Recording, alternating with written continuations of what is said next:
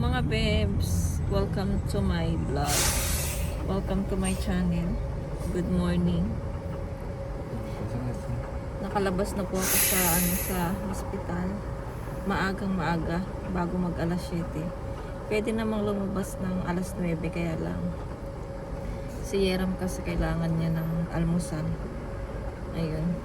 Hindi din ako nakatulog kagabi mga bebs kasi nga parang namamahay ako. Tapos kumikirot yung na-opera. Kumikirot siya. Bago naman kami matulog, in-injectionan kami sa puwet para sa hindi sumakit. Ay kapag sumakit, hindi maramdaman. Ayun. Ngayon pa uwi na kami mga bebs ng bahay. Naantok pa ako. Anong oras na ako natulog mga bebs? Alam mo ba? Lagi na ay nananalangin ako sana makatulog na ako. So ayan, pauwi na kami ng bahay. Sinundo ako ng mister. Siyempre, paano tayo uwi kung di tayo sunduin mo? So ayun, update tayo mamaya mga bebs. Pinalitan ng nilagyan muna ng gamot yung ano to, tapos pinalitan ulit ng bed. Ayun. So ayun mga bebs, update tayo mamaya. Ang ingay-ingay dito. Maingay yung mga bus.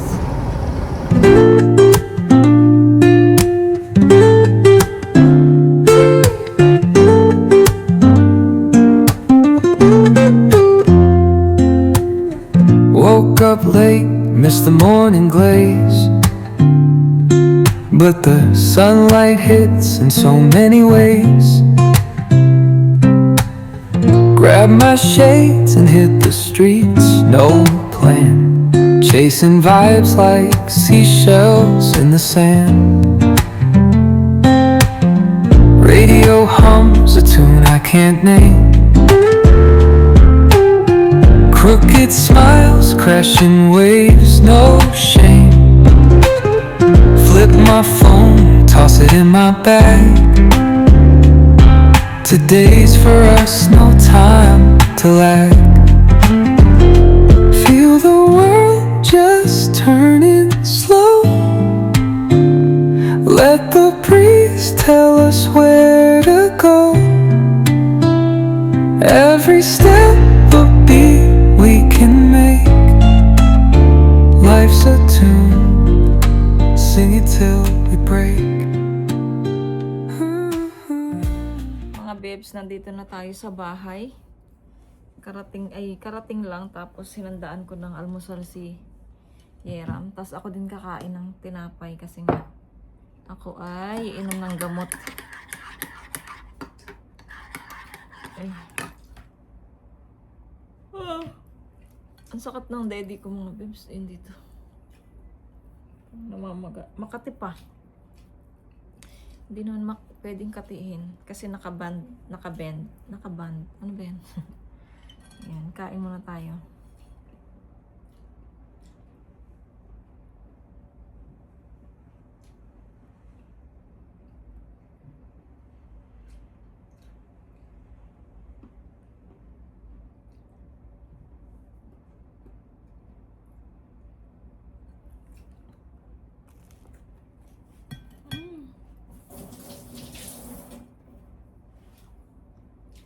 Go. Cake. Okay, kulang. Si Mr. naman kumakain ng cake. Koko. Kain muna ako mga bebs. Mag-i-edit pa ako. 100% 우유야? Walang sakit-sakit yan. Kailangan mag-edit. Mga bebs, nagluluto si Mr. Nag-iiwa siya ng luya. Magsisinigang ako ng tilapia mga bebs. Tignan nyo daw yung itsura ko dun, oh. Para kung naka-tube. Ganito lang. Ayan, kahit wala tayong bra. At least parang tube naman siya. Ayan mga bebs. Ayan, magluto tayo ng sinigang na tilapia. Ayan. Tinanggal ko na sa freezer. Tapos yung nabili nating kangkong, yan lang yung gulay natin, kangkong lang. Kasi wala naman iba eh. Ayokong lagyan ng okra, ayokong yung malapot. Yung sabaw ko.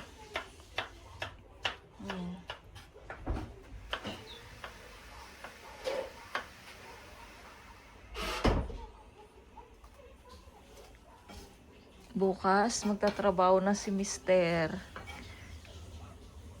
Neil, Caleb, Iri, Kayo. Si Jack. Ote, Il Kayo. 좋지 뭐. Chuayo. 돈 버는 게 좋지. 이거 돈 많이 썼잖아. 돈 해야 돼. Kasi nagastos tayo mga babes. Mamaya ako nakakwento yan. Kung magkano ang nagastos natin sa aking operasyon. Yan mga babes. Kain tayo mga babes. Ang niluto ko ay sinigang na tilapia. Kasi bawal ako sa sa prito. Kaya ito, sinigang na tilapia tayo ngayon. Yung ating lunch. Pagkatapos ko magluto mga babes, nagpahinga muna ako, nanood ng vlog. Kasi bawal pa akong magbuhat-buhat ng mabibigat. Kaya tinutulungan ako ni Mister at saka ni Yetchan mga babes. Sa mga gawaing bahay. Ayan. Tapos, paano ba ito Kasi Mister, gumagawa siya ng salad. Ewan ko sa kanya kung masarap yung salad niya. Nagawa niya. Ano yung bagyo? Yung pechay. Yun yung niya. Nakaganito lang ako mga babes para may parang damit din naman siya. Tube nga lang. Parang tube. Ayun. So, kain na tayo mga babes. Ay, nadudulas yung case ng cellphone. Wait lang. Okay natin. Ayan. Para hindi madulas. Mga babes. Bawal pa akong maligo. Bawal siyang mapasukan ng tubig. Pero, tomorrow, pwede na tong tanggalin yung ito. Pwede na siyang tanggalin. Tapos, bibili si Mister ng pang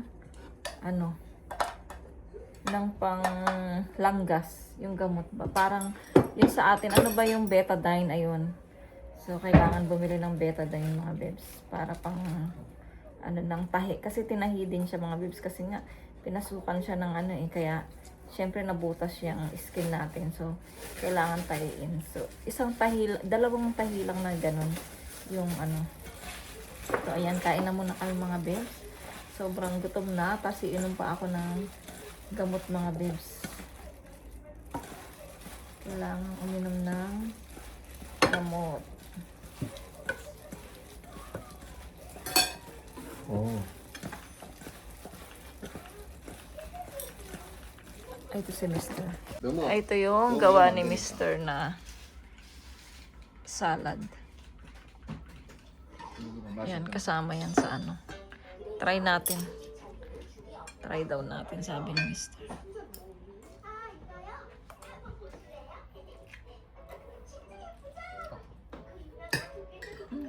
맛있지? 어? 새콤한 이거 맛있지 이거? Sarap mga bebs. 몇시 이렇게 쓰는 Kain tayo. 이거 들기름 거고. So, ayun na nga mga babes. Good evening. Ayan. So, nandito na nga tayo sa bahay. Nakasuot pa rin ako ng ganito. Ito na lang sinuot ko mga babes para hindi ako nahihirapan kung may damit pa akong suot. So, para naman siyang tube, diba? Tsaka mga babes, tatanggalin din ito bukas ng gabi. Pwede na siyang tanggalin pero bawal pa siyang basain. At meron binigay sa akin na pads na, wait lang, saan ko ba yung nilagay? Ito.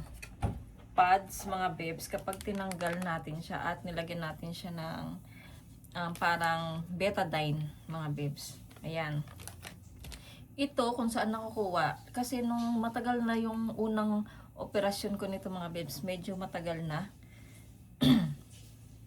Kasi nung na-opera ako noon mga babes, dalawa siya. Yung isa lang ang tinanggal, tapos yung isa tinira. So, syempre matagal na siya, diba? So, yung natira na yon, ito yung tinanggal na malaki na talaga siya mga babes. Kaya, urgent talaga siya na tanggalin na daw siya. Tapos, may tumubo pa na dalawa. So, 3 yung tinanggal mga babes kahapon.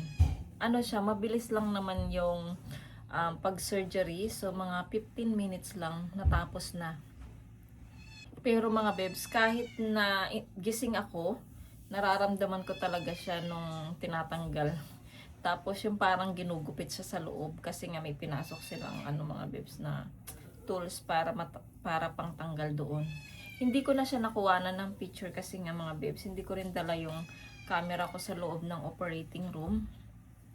At hindi na rin siya pinakita sa akin, hindi gaya sa nakaraan nung first time kong magpatanggal ng cyst mga bebs. Pinakita sa akin pero wala din akong camera kaya hindi ko na picturean. Tsaka hindi pa ako vlogger nun mga bebs.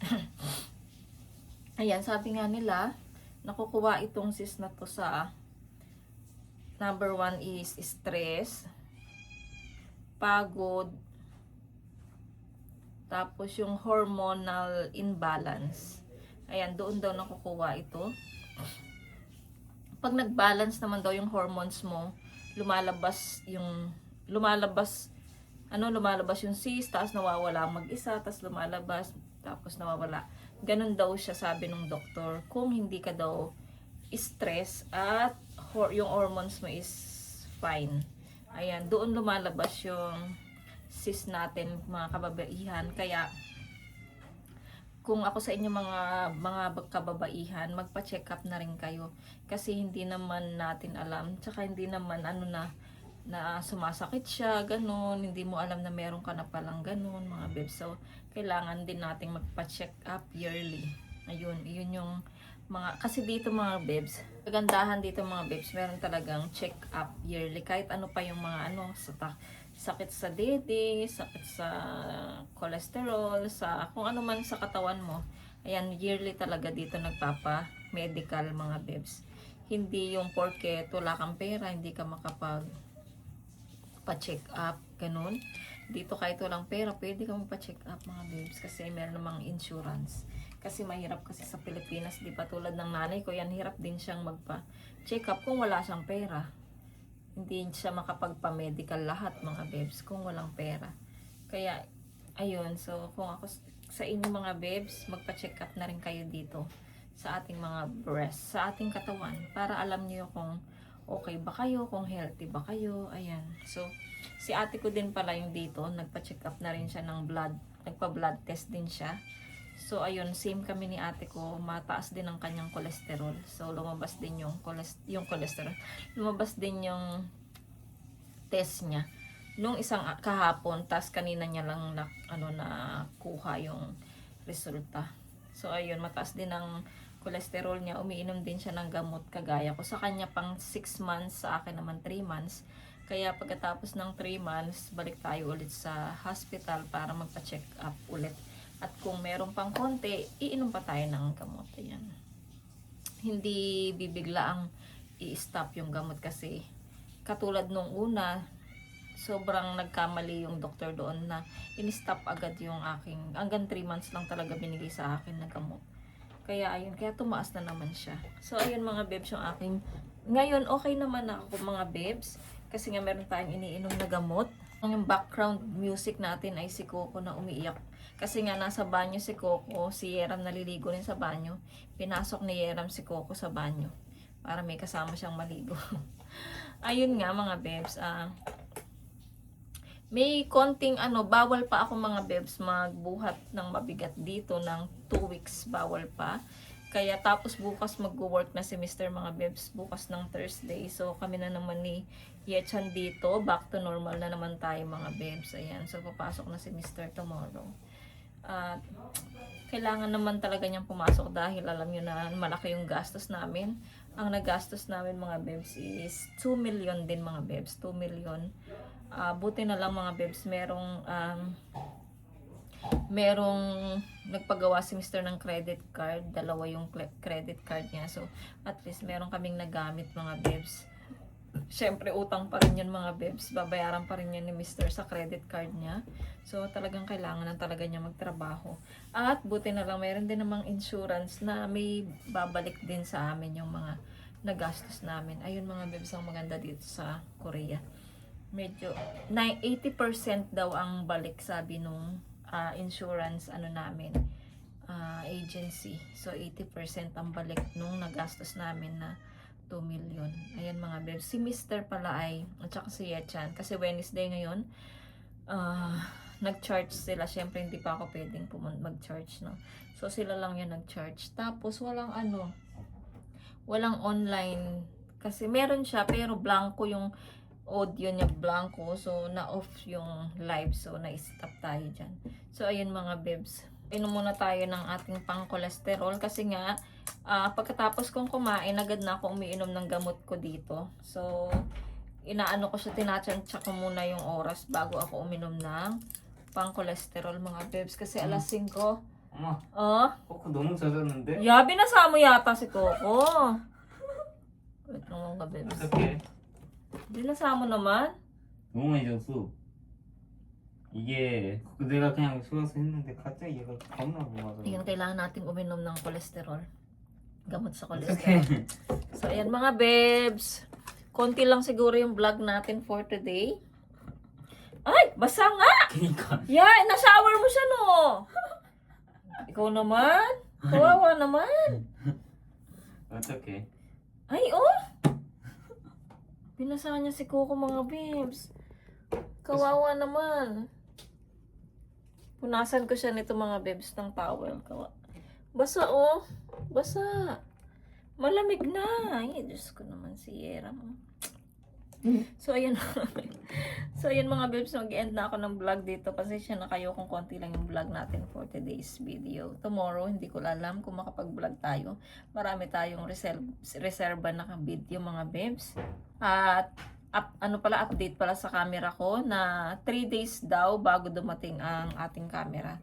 So, magtitiis muna tayo sa cellphone mag-video. Ayan, so, meron naman akong mga nakareserba na premiere, pero try pa rin nating mag-video para mag-vlog bukas para naman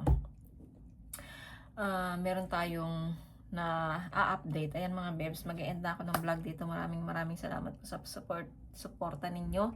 Sana po ipag-pray nyo po ako na mag-pass recover ng aking operasyon. Ayan, so maraming salamat po and thank you sila Pastor at sa asawa ni Pastor na nag-pray sa akin yesterday. So maraming kamsahamnida yun. So ayun mga bebs, kung bago lang po kayo sa akin channel, please subscribe to my channel and hit the notification bell para po lagi po kayong updated sa aking mga video. Bye! See you po sa aking next vlog. Be nice and be good. God bless everyone. See ya!